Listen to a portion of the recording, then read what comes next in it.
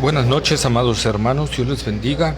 Estamos aquí para iniciar el estudio bíblico de Apocalipsis. Seguimos con Apocalipsis 13. Hoy vamos a ver la última parte de la primer bestia, parte 4. Recordando y haciendo rápidamente un resumen, recordemos que en Apocalipsis 13:1 esta bestia surge del mar y se para en la arena. Esto es decir, surge del conflictos gentiles, de naciones gentiles, ¿verdad? Y en este periodo de tiempo se va a parar sobre Israel. Es decir, el imperio de la bestia no va a empezar aquí, El imperio de la bestia ya empezó desde antes. Recordemos Apocalipsis 5, cuando Apocalipsis 6, cuando es abierto el primer sello y aparece el caballo blanco con un jinete que no trae flechas, pero trae un gran arco. Y salió venciendo y para vencer. Ese es la bestia, ese es el hombre de pecado, ese es el inicuo, el hombre de perdición, el último emperador mundial, del lado de la raza caída, del hombre caído que va a haber sobre la tierra y que va a dominar sobre el mundo, que Hitler se va a quedar chiquito, Mussolini se va a quedar chiquito, ¿verdad? Ante este terrible hombre que vendrá con toda la astucia y el poder de Satanás. Entonces él estará en el conflicto con los gentiles, pero a los 3 años y medio de la gran tribulación, esta maquinaria de guerra junto con este hombre terrible se posicionarán sobre Israel. Esto ocurrirá después de las 2 batallas que va a tener, las 2 grandes batallas que va a tener la bestia, porque a pesar de que el imperio que tenga la bestia va a dominar sobre el mundo entero, va a haber rebeliones dentro de ese imperio. Recordemos la profecía, ¿verdad?, de la estatua que vio Nabucodonosor, cuando los pies en parte de barro y en parte de hierro, que iba a ser en parte fuerte y en parte frágil porque eran alianzas humanas, ¿verdad? Entonces el imperio de la bestia va a tener rebeliones de repente, y una de ellas va a ser la confraternidad del sur, o la Confederación Sur, donde Egipto con Etiopía y otras naciones se van a levantar para atacar a Israel. Y quien va a venir a defenderlo en ese periodo es la bestia. Posteriormente, una confederación del norte, comandadas por Irak, Libia y todas esas naciones que están arribita de Israel, junto con Rusia, muy probablemente Rusia también figure aquí, ¿verdad?, para venir a atacar a Israel. Y entonces el imperio de la bestia defienda y gane esa batalla, esa batalla ante potencia como Rusia. La bestia, el imperio romano resurgiente, va a derrotar a Rusia junto con su confederación de países musulmanes. Entonces nosotros estamos viendo esto. Al hacer esto, la bestia es en este momento que entra sobre Israel y se posiciona, instala sus palacios allí, ¿verdad? Y es cuando pisa al pueblo de Israel. Eso nosotros lo tenemos que entender clara, precisamente, porque es a partir, Apocalipsis 13 habla de la mitad de la gran tribulación, la última mitad, la segunda mitad de la semana 70 de Daniel, ¿verdad?, que es la que aún no ha venido la semana 70, pero el Apocalipsis 13 parte de cuando Satanás ya fue expulsado de las regiones celestes y fue lanzado a la tierra, ¿sí? Ya no está más. Entonces, cuando sabe Satanás que tiene poco tiempo, y entonces es cuando el reino de la bestia se convierte en terrible, ¿verdad? Es cuando empieza a haber más conflictos entre las mismas naciones de su potencia. Así que le invito a leer Apocalipsis capítulo 13, versículos 5 al 10. Apocalipsis capítulo 13, versículos 5 al 10. También se le dio boca que hablaba grandes cosas y blasfemias, y se le dio autoridad para actuar 42 meses. Ojo con eso, lo vamos a ver. Y abrió su boca en blasfemia contra Dios, para blasfemar de su nombre, de su tabernáculo y de los que moran en él, en el cielo. Y se le permitió hacer guerra contra los santos y vencerlos. También se le dio autoridad sobre toda tribu, pueblo, lengua y nación. Y le adoraron todos los moradores de la tierra, cuyos nombres no estaban escritos en el libro de la vida del Cordero, que fue inmolado desde el principio del mundo. Si alguno tiene oído, oiga. Si alguno lleva en cautividad, va en cautividad. Si alguno mata a espada, espada debe ser muerto. Aquí está la paciencia y la fe de los santos, ¿verdad? Entonces nosotros vemos... ya vimos que la bestia ahora se paró. En el pasado vimos que en esta guerra la bestia va a ser como herida de muerte, que no es herida de muerte ni muere la bestia, es un falso herida que va a aparentar una muerte y va a aparentar una resurrección, donde la humanidad entera se va a admirar de la bestia, y lo vimos la semana pasada, y va a decir: ¿quién como la bestia? ¿Y quién podrá pelear contra ella? ¿Quién la puede vencer? ¡Wow! La bestia es poderosa, nadie la puede vencer. El pensamiento de la humanidad, porque la humanidad siempre en su pensamiento excluye a Dios, o quiere un hombre que venza a Dios. Indudablemente está esto. Y entonces partimos hacia el versículo 5 que leímos, ¿verdad? Que se le dio una boca, se le dio, ojo, Dios lo está permitiendo, y quien le da esa capacidad de hablar y de tener ese denuedo y tener esa convicción y esa forma, esa labia, ese rollo para convencer a la gente, es Satanás, ¿verdad? Y se le dio una boca que hablaba, ¿qué dice? Que hablaba grandes cosas y blasfemias. Fíjense, esta parte, ¿sí? Repito, es cuando regresa de vencer, y cuando regresa, entonces regresa todo soberbio, altivo este hombre, descubriendo, se enaltece a causa de sus victorias, y entonces se quita la careta de quién realmente es, ¿verdad? Porque los primeros 3 años aparentó ser alguien que apoyaba a Israel, aparentó ser alguien, un hombre de paz. Recordemos otra vez Apocalipsis 6, ¿verdad? El caballo, ¿sí? Blanco, paz. Recordemos las palabras también de Pedro, que cuando digan paz y seguridad, vendrá sobre ellos destrucción repentina. Entonces, cuando regresa de eso, él entrará, la bestia entrará, se posicionará sobre Israel y entrará en el templo. Como algunos dicen que no, que ya no va a haber otro templo de Israel construido. No, la Biblia dice que sí va a haber otro templo. Va a haber otros 2 templos posteriores, uno construido por el anticristo y uno en el reino milenial construido por el Mesías, por Cristo Jesús el Señor. ¿Por qué digo que sí va a haber un templo? Pablo lo dice en 2 de Tesalonicenses capítulo 2 versículo 4.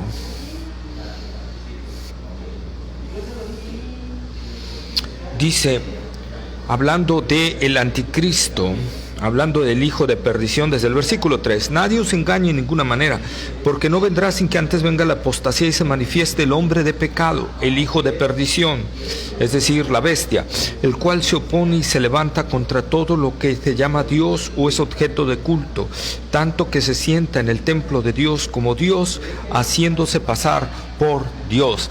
Fíjense, dice que se sienta ¿dónde? En el templo de Dios, haciéndose pasar por Dios. Sí, como algunos quieren interpretar Apocalipsis como en el año 70, cuando Tito, ¿verdad? El comandante, el general Tito invade Roma, que primero lo invadió su papá, pero tuvo que regresar a Roma y dejar a su hijo al mando porque iba a ser declarado César, el papá de Tito, ¿verdad? Entonces se queda Tito, y Tito conquista Jerusalén y todos los alrededores. Pero Tito, en primer lugar, no era César todavía cuando hace esto. En segundo lugar, nunca se sentó en el templo de Dios y se llamó a sí mismo Dios. Nunca. ¿Sí? No hay registro histórico de tal cuestión. Entonces no se cumplió allí. Pablo lo dice claramente, que se sienta, tanto que se sienta en el templo de Dios como Dios, haciéndose pasar por Dios. Eso no lo hizo Tito. Entonces no puede ser el año 70 y no puede ser otros años, porque el templo no existió. ¿sí? Entonces tiene que ser un evento futuro, como los creemos, ¿verdad? Los que somos pretribulacionistas, mitribulacionistas o posttribulacionistas, ¿verdad? Que se va a construir otro templo. Israel va a construir otro templo. Después de que la iglesia sea levantada, Israel va a construir su templo, o a lo mejor un poco antes. No, tiene que ser, después, porque va a ser el anticristo el que va a ayudar a construir ese templo, ¿sí? Es dentro del mismo engaño, ¿verdad? Yo les ayudo, yo soy su protector, yo soy su benefactor, yo soy su proveedor, ¿verdad? Y les va a ayudar y va a hacer que puedan construir el templo, porque ahorita Israel tiene un problema, no puede construir el templo porque el templo de Salomón está exactamente abajo de donde está ahorita la principal mezquita musulmana. Tendrían que destruir esa mezquita para poder construir el templo, y ustedes se imaginan, si Israel destruye esa mezquita, se le vienen todos los países musulmanes encima, ¿verdad? Y no habría nación que lo defendiera en ese momento, salvo Dios, ¿verdad? Obviamente, pero hablo humanamente. Entonces, algo va a hacer la bestia que va a quitar esa mezquita de ahí y va a permitir que Israel construya su templo, él lo va a financiar, él lo va a apoyar, ¿verdad? Y al fin de los 3 años y medio, cuando él vea derrotado que no hay enemigo que le pueda hacer frente entre las naciones, él se enorgullecerá y entonces regresará a Israel y entrará en el templo de Dios y delante de los judíos. No sabemos, muy probablemente, a lo mejor en el día de la expiación, muy probablemente sea ahí cuando él diga, se siente en el lugar santísimo y diga: yo soy Dios. No va a decir que él es Jehová, no va a decir que él es Yahvé, y lo vamos a ver por qué. Él va a decir que es el verdadero Dios, otro Dios diferente al Dios de Israel, y que va a exigir adoración del pueblo de Israel, porque Pablo dice en 2 Tesalonicenses que se opondrá contra todo lo que es Dios o es objeto de culto, porque él quiere el culto para él. La bestia, el anticristo, el hombre de pecado, el hijo de perdición, quiere el culto para él, ¿sí? Entonces saldrá toda la pudredumbre satánica que hay dentro de él, porque recordemos que este hombre vendrá con todo el poder y la autoridad de Satanás. Entonces ahí sacará, maldecirá a Dios y se sentirá un Dios, ¿verdad? La profecía de Daniel nos habla acerca de esto. Vamos a Daniel capítulo 7, versículos 7 y 8. Daniel capítulo 7, perdón, se me cayó esto. Es que no se sostiene bien. Daniel capítulo 7, versículos 7 y 8.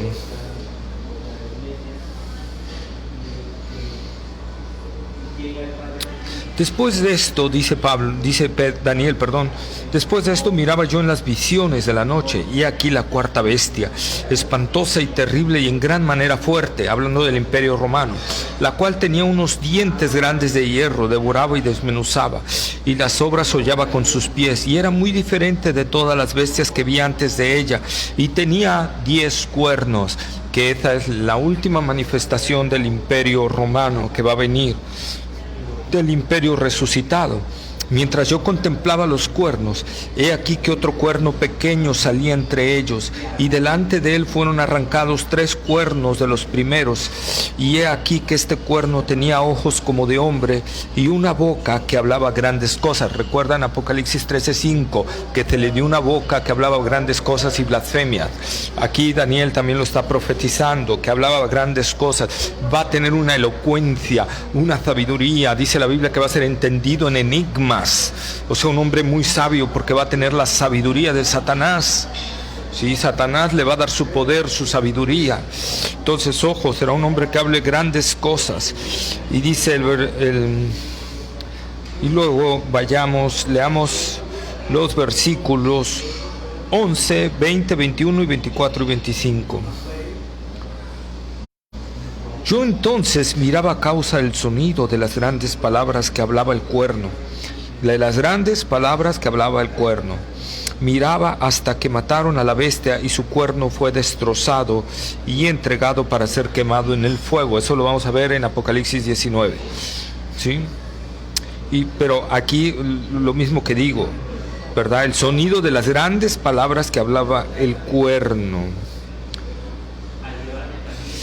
20. Asimismo, acerca de los 10 cuernos que tenía en su cabeza y del otro que le había salido delante, del cual habían caído 3. Y ese mismo cuerno tenía ojos y boca que hablaba grandes cosas y parecía más grande que sus compañeros. Y veía yo que este cuerno hacía guerra contra los santos y los vencía.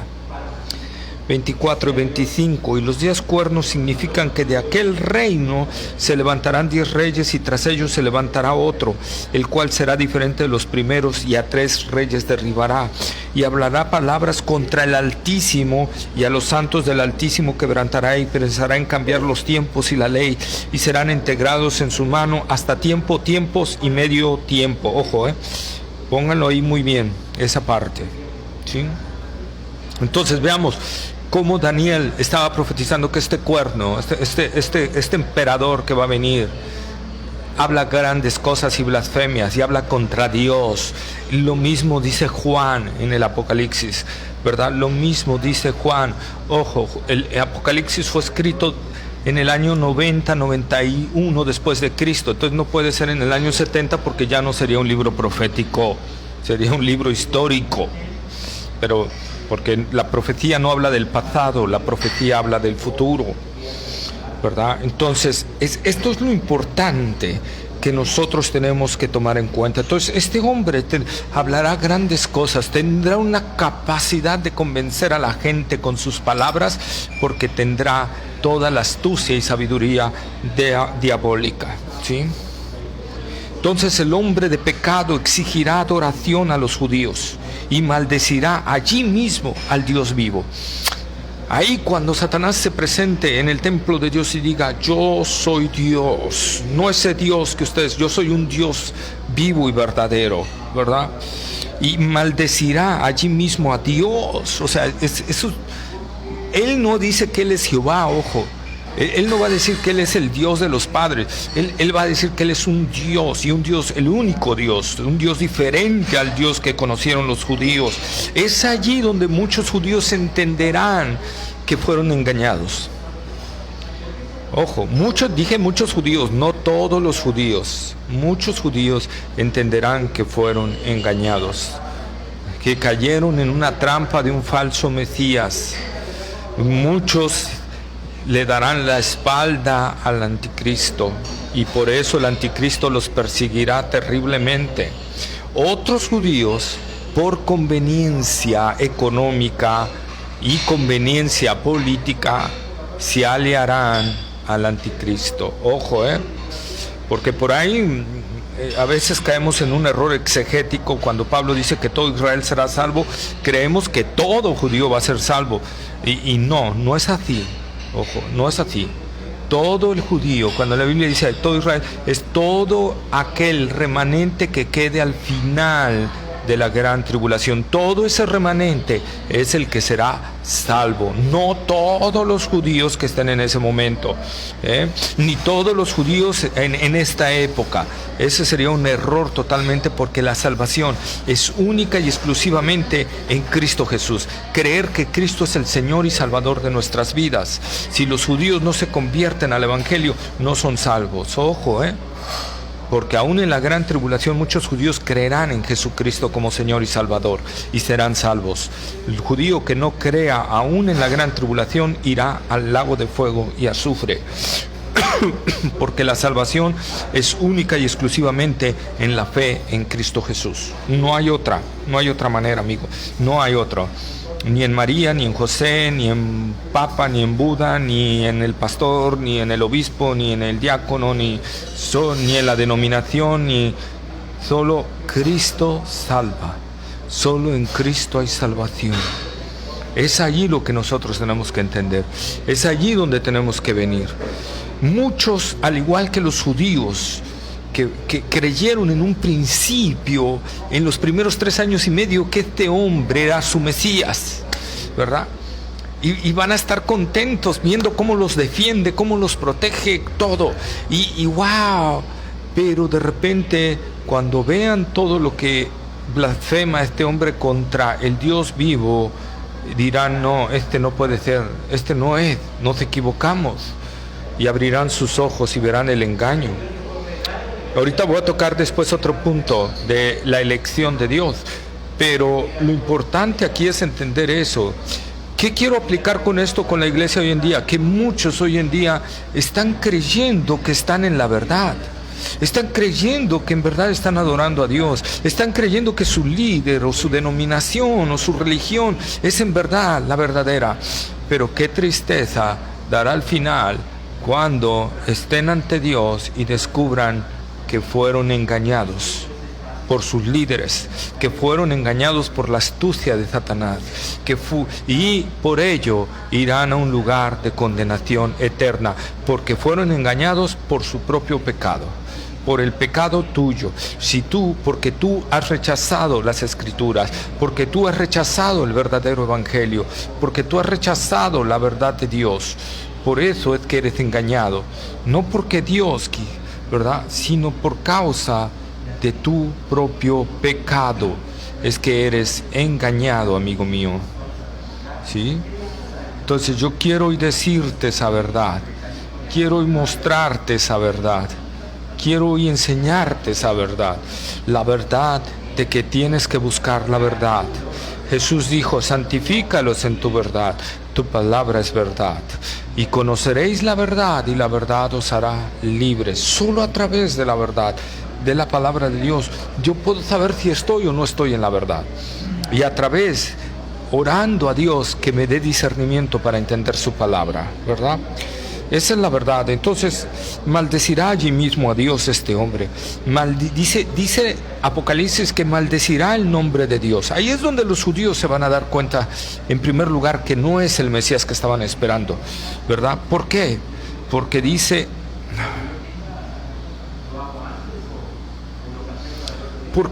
que maldecirá el nombre de Dios. Ojo, quiere decir esto, ¿cuál nombre de Dios? El nombre en el Antiguo Testamento, el nombre que involucró la redención de Israel, Yahvé o Jehová o Jehová, ¿verdad? Que es lo mismo. ¿Sí? El tetragramatón, YHWH, el tetragramatón, era un nombre que los judíos, como era un nombre tan sagrado, los judíos erróneamente dejaron de pronunciarlo porque por el mandamiento de no tomarás el nombre de Yahvé o Jehová en vano, ¿verdad? Entonces, por eso los judíos dejaron de nombrarlo y lo empezaron a llamar como Señor, como Adonai, ¿verdad? O el Elión, el Olam, otros nombres, para no nombrar el nombre que significaba la redención de Israel, el yo soy de Dios, ¿ok? Entonces, pero aquí dice que maldecirá el nombre de Dios, o sea, maldecirá a Yahvé, maldecirá a Jehová, maldecirá ese nombre. Y ahí es donde se darán muchos judíos la nota de que esto no era lo que estaban esperando, ¿sí? No era el nombre del que estaban esperando. Y es muy importante aquí que la Biblia diga que maldecirá el nombre de Dios, porque eso tiene que ver con Israel.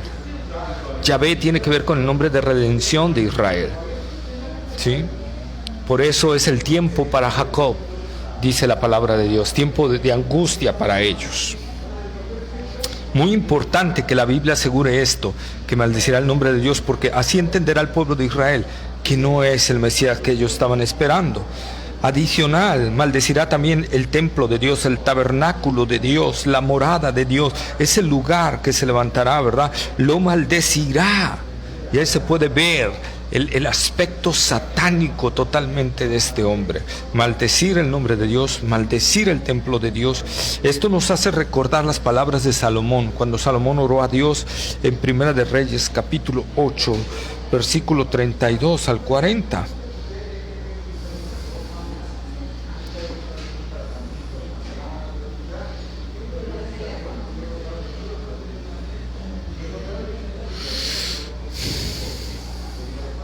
Cuando Salomón ora a Dios y le dice, ¿verdad? Bueno, podemos leerlo desde más adelante, pero tendremos que orar, que leer muchas cosas. pero vamos a reducir las 34 al 40, 33 al 40. Si tu pueblo Israel fuere derrotado delante de sus enemigos por haber pecado contra ti, y se volviera a ti y confesare tu nombre, y oraren y te negaren, y suplicaren en esta casa, en el templo, tú irás en los cielos y perdonarás el pecado de tu pueblo Israel y los volverás a la tierra que diste a sus padres. Si el cielo se cerrare y no lloviere por haber ellos pecado contra ti, y le rogaren en este lugar y confesaren su nombre, tu nombre, ojo otra vez, y se volvieren del pecado cuando los afligeres, tú irás en los cielos y perdonarás el pecado de tus siervos y de tu pueblo Israel, enseñándoles el buen camino en que anden, y darás lluvia sobre la tierra, y cual diste a tu pueblo por heredad.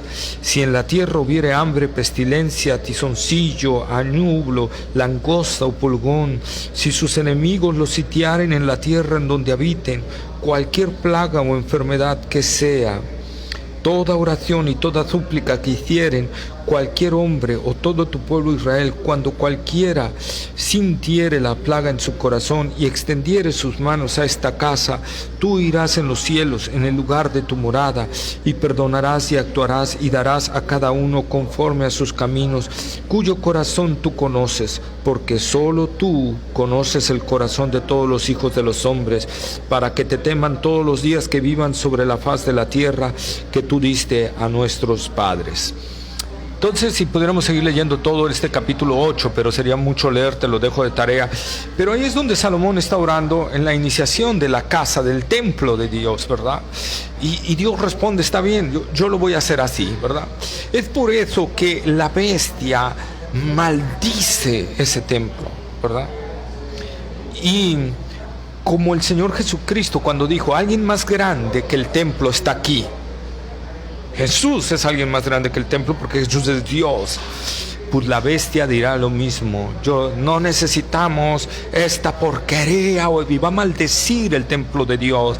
Yo soy más grande que este templo. Y eso, ¿verdad? Maldiciendo el templo de Dios.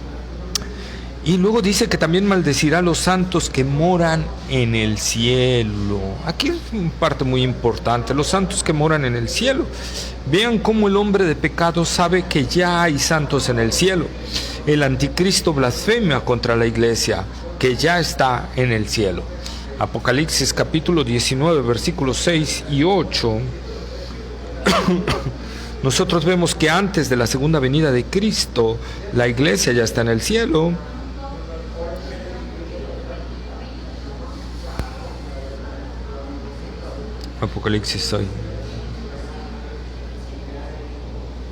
Apocalipsis capítulo 19, versículos 6 al 8.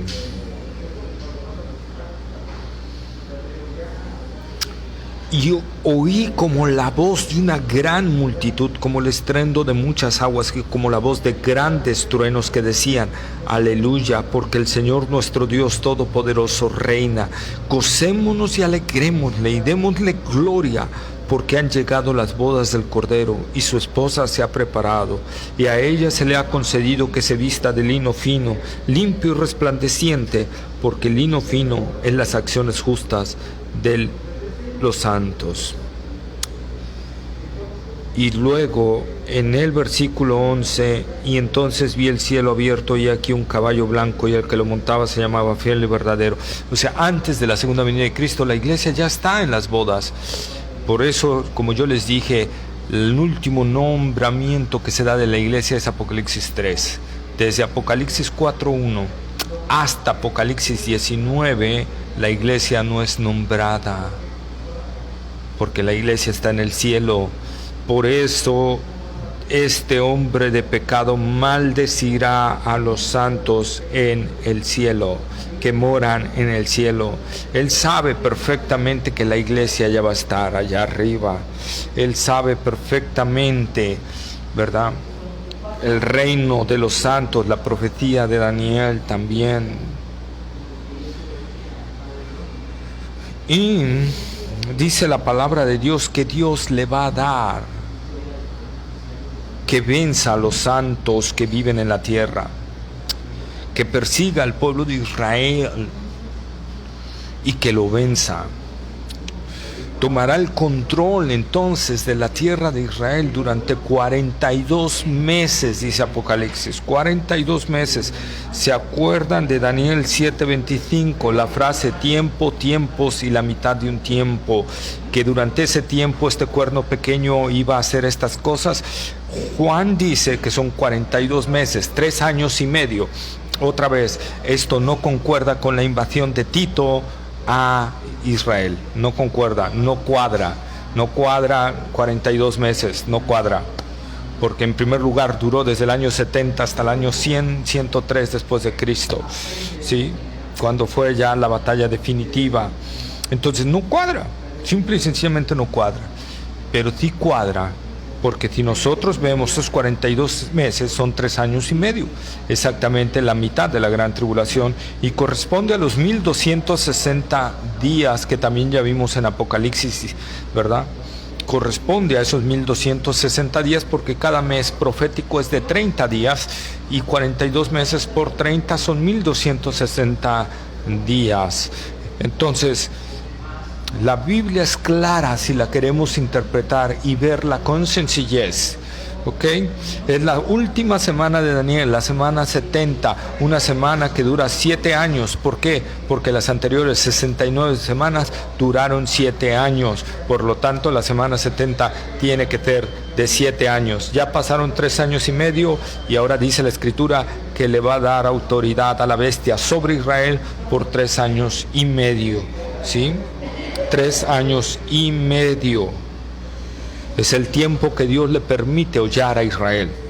Es el tiempo que Dios le permite hollar a los santos, como bien leímos en Daniel y como en Apocalipsis 13:5 lo está diciendo. Y se le permitió, 13:7, y se le permitió hacer guerra contra los santos y vencerlos. Ahí está lo que estaba diciendo, ¿sí? Se le permite hacer guerra contra Israel y vencerlo. Va a ser una persecución tremenda sobre el pueblo de Israel. Aquí es donde el pueblo de Israel va a huir a las montañas de piedra de Edom y se va a esconder ahí en el desierto, en esa zona. Ahí es donde se cumple lo de Apocalipsis 12, que se le dieron las 2 alas de la gran águila para huir al desierto.